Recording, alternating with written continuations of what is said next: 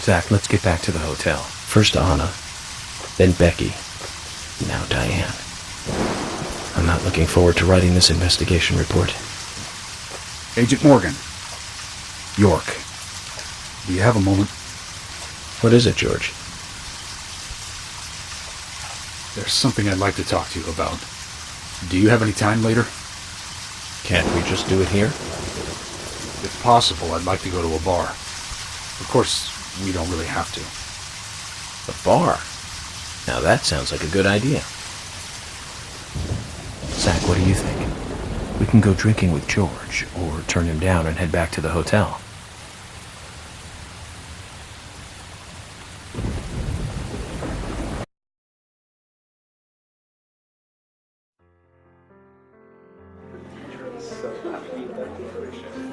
George, that scar on your cheek.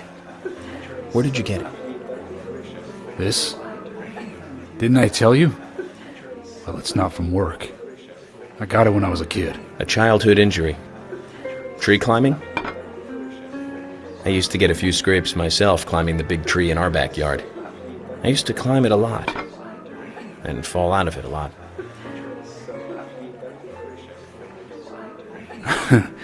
This wasn't anything like that, though. It was my mother. She did it. I'm sorry, George. Don't worry. It's ancient history.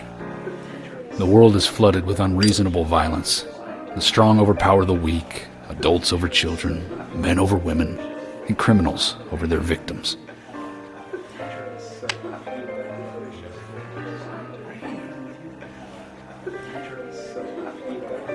I have no memories of my father. He left before I knew him. My mother would hit me every time I asked why. And it didn't stop there. If I ate too slow, left my shoes scattered around, TV volume too loud, she found reasons to hit me. Hit me bad. The worst was what she called the tree punishment. She'd whip my back with these thin tree branches like a whip. Please, Mama. I won't do it again. That hurts, Mama. I'm sorry, please. I'm sorry. Tree punishment was definitely the worst, I tell you.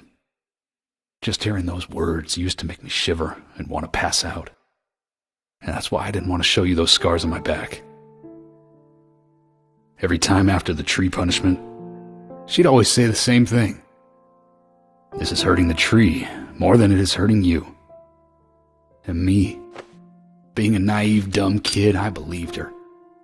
I went to the woods to apologize to the trees.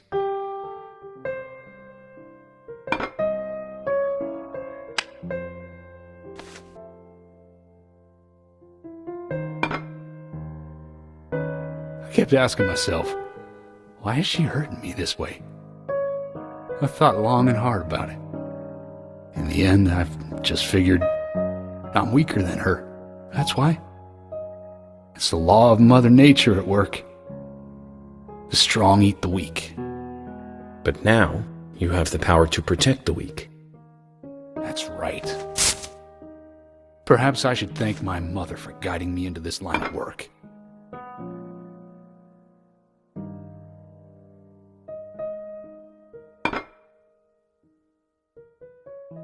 York. I've been an arrogant fool, haven't I?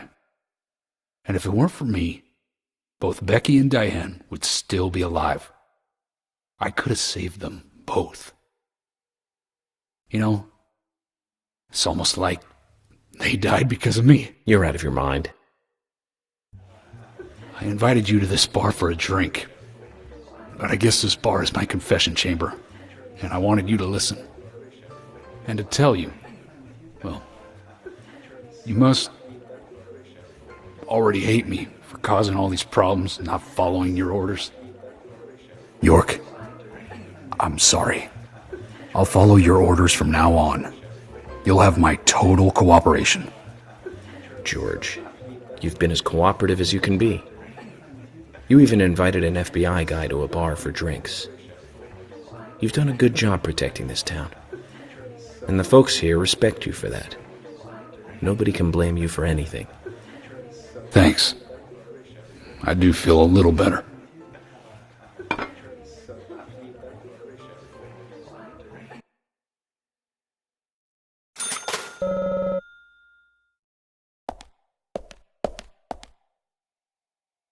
Since we're here, why don't you talk to a few other people? I'll just finish off my drink. Let me know before you leave, okay?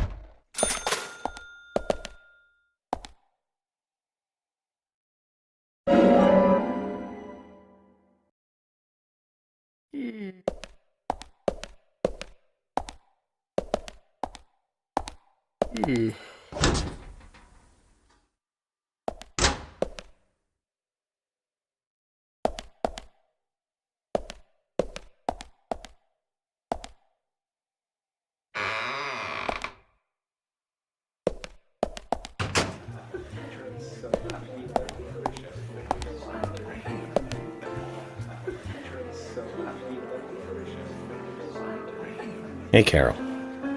Becky is dead. Diane, too. We've got Nick in custody as a suspect. Nick didn't do it. I know. Carol, you took a locket from Diane, didn't you? A locket with this mark on it.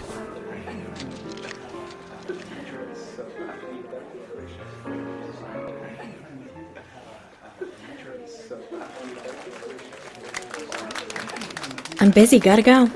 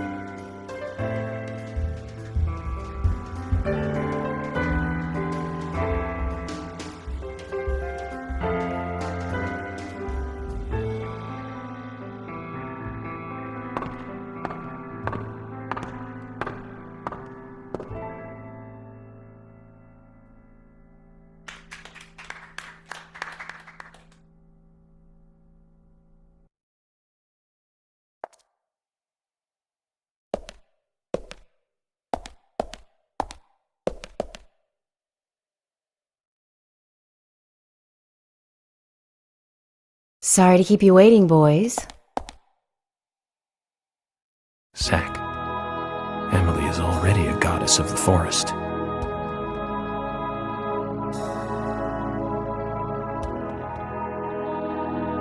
Let's forget work for a bit and drink a little, shall we? York? Why is she here? I just thought the more the merrier. You know, to relax and get loose. Is this a problem? No, of course not. Pardon me, Emily, but I'm pooped. I think I'll just call it a night. George, I just got here and you're walking out on me? I was hoping the three of us could have a drink and let out a little steam. I'm afraid I've already had enough. And I already had a good man-to-man with York. So I'll see you guys.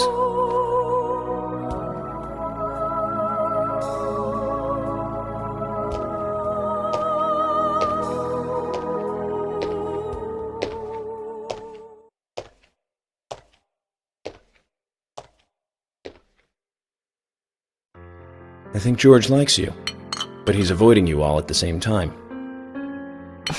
How astute. There's a reason? Nothing worth going into. It's a thing of the past.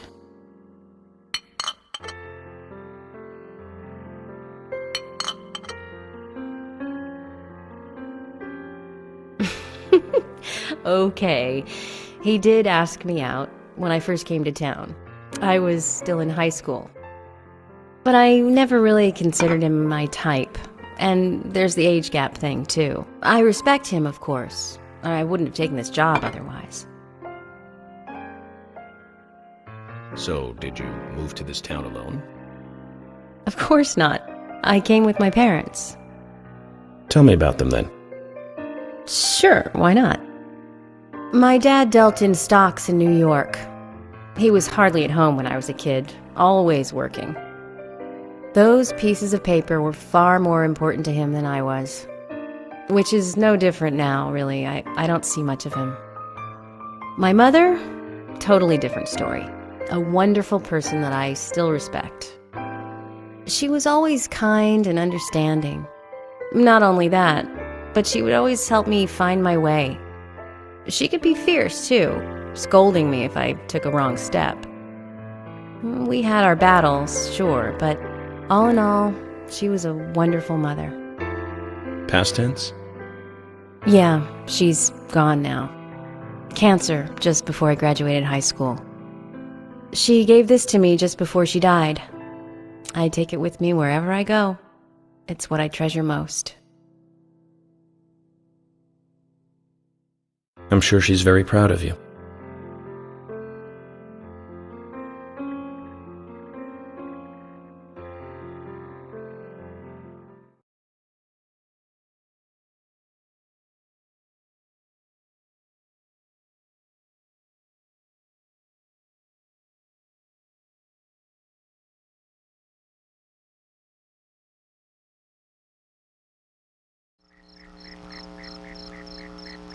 I had a good time tonight. Good night. See you tomorrow. York. Yes.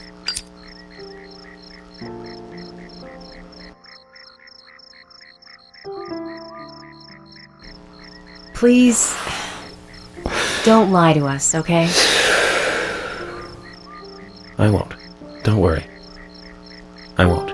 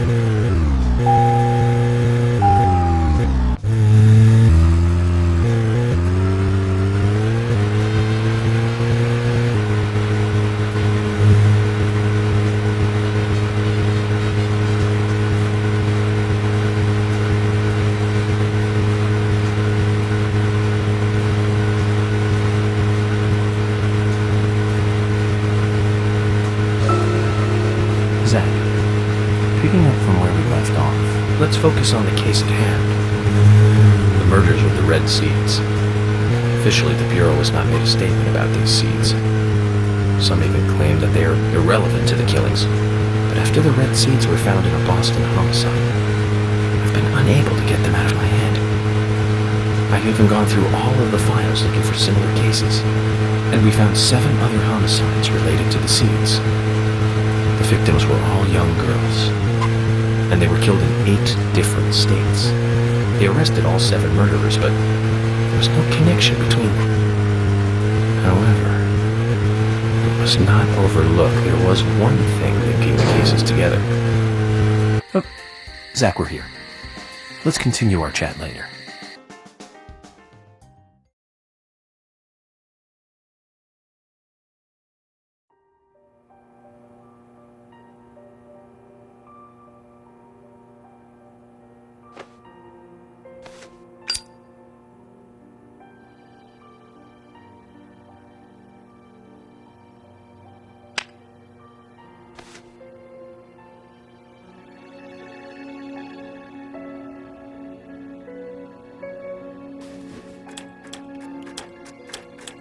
Zach, let's go over our progress. From what Olivia told us, and the sketchbook we found at Becky's house, Nick and Diane became our primary suspects. There were a couple of reasons for this. First, Becky gave the missing locket to Diane. Also, Nick has no alibi for when Anna and Becky were killed. We followed Nick to the art gallery, which led us, unfortunately, to our 3rd victim. The 3rd victim, Diane, was strung up in the entrance hall of the art gallery. Her hands were tied and a knife was sticking out of her chest. However, there was a marked difference from the previous crimes. Do you remember what that was, Zach?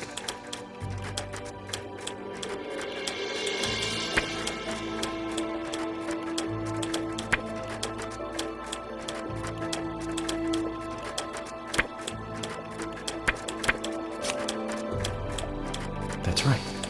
Diane was still alive. This suggests that very little time had passed since the crime was committed. Which means the criminal was still close by. It was somewhere near the scene. There are 2 possible candidates. Nick, who was knocked out in the entrance, and one other. Zach, who was the other person in the gallery?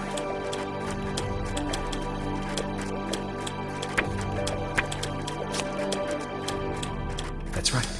Kaysen. We followed Willie, good dog, all the way to him. Kaysen's statement came out as follows. He and Diane were in a physical relationship. That was why he visited the gallery. The 2 were in the middle of such a meeting when Nick showed up. Diane lost her cool and shut Kaysen up in the basement. Now, what did Kaysen hear when he was locked up?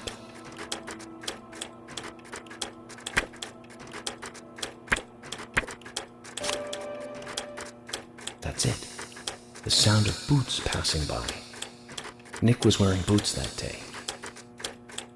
Which means it was likely that Diane met with Nick in her room. Nick said he argued verbally with Diane about her playing around with men, but they eventually decided to go out drinking to make up. However, immediately after that, Nick was attacked by someone in the entrance hall and knocked unconscious. We saw the rest. Zach, do you think that Nick is our serial killer?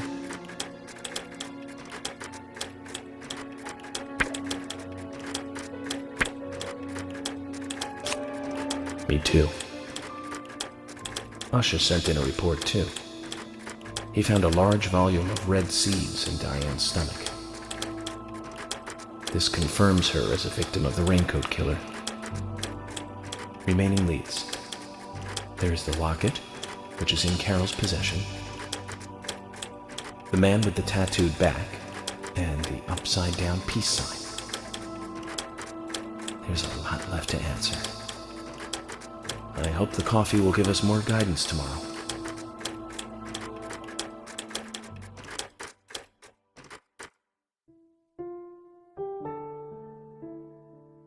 Zach, what did you think about George pouring his heart out? I was surprised. It's the end of a monarchy. And he called me York instead of Agent Morgan.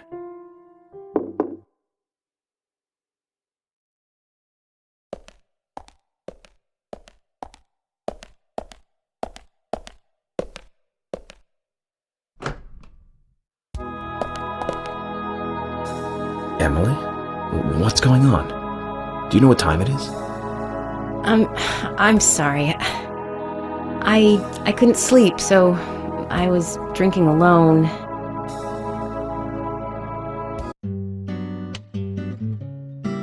My mother was a very kind woman. She always smiled so brightly, and baked cakes and cookies every day. She'd say that I needed the sugar because I spent so much time thinking. My father was always quiet. We never talked much. He was a federal agent, just like me. And he was hardly ever at home. The only words he ever had for me were harsh ones. I had a vivid imagination, and I remember he once said this to me. There are plenty of crazy things in this world. You don't have to go dreaming them up. And it's my job to make sense out of them. One day you'll understand what I'm saying. I found out later that my father was one of the first to ever use criminal profiling to catch bad guys. And so now I'm doing exactly the same job that he did. Like father, like son. Can I ask you something? Shoot. Mind if it's something personal? Fire away. Who's Zach?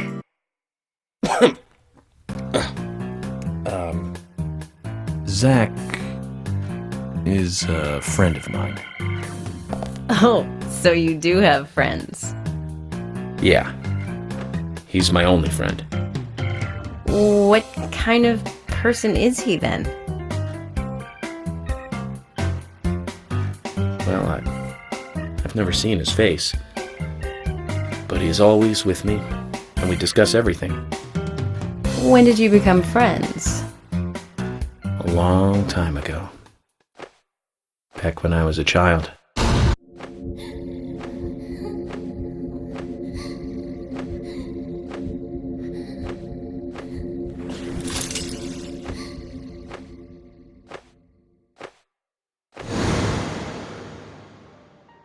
I was 7. I woke up one morning to hear my mother crying in the living room. This wasn't normal, so I headed in to see her. My father was there pointing a gun at my mother. I was so scared. I closed my eyes, so I don't remember much more. But I do remember the words my father said to me. At times we must purge things from this world because they should not exist, even if it means losing someone that you love. When I came back to my senses, they were both dead. He shot my mother and then killed himself. Oh, I'm so sorry. Don't worry about it. Zach's with me. It was around that time that we became friends.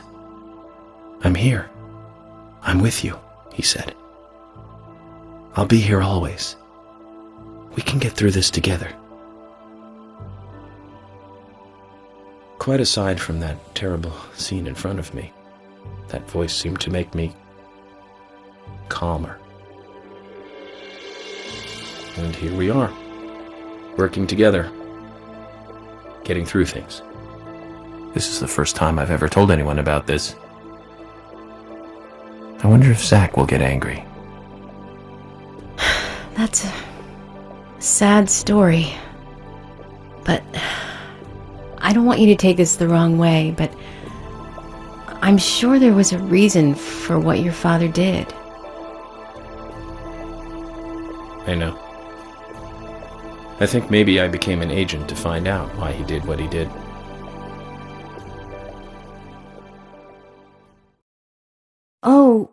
Oh yeah, York, I forgot to thank you. Thank me? For what? You saved my life.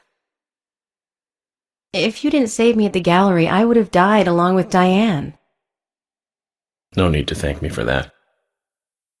I'm pretty useless. I couldn't save Becky. I couldn't save Diane. What did you just say? Useless? I was never expecting to hear you say that. There might be a modest guy in you after all. Finally, you noticed? You're a little slow, aren't you? Maybe hopeless, but not useless.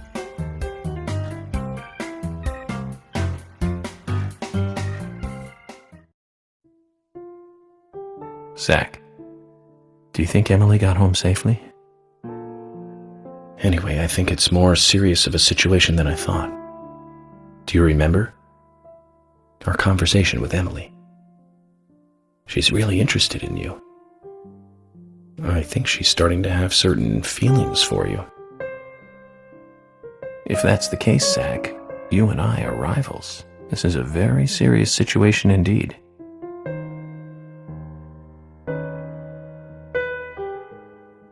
Well, if it comes to that, let it be a fair fight.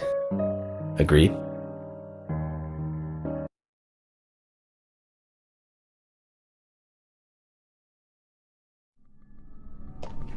Thomas! Thomas! Let me out of here! Come on, please! Just for a moment. 1 second. Hate it in here, Thomas. I think I'm going mad. I know you're there! Come on, please! Thomas! Thomas! Thomas! Thomas! Thomas! Thomas! Thomas! Thomas!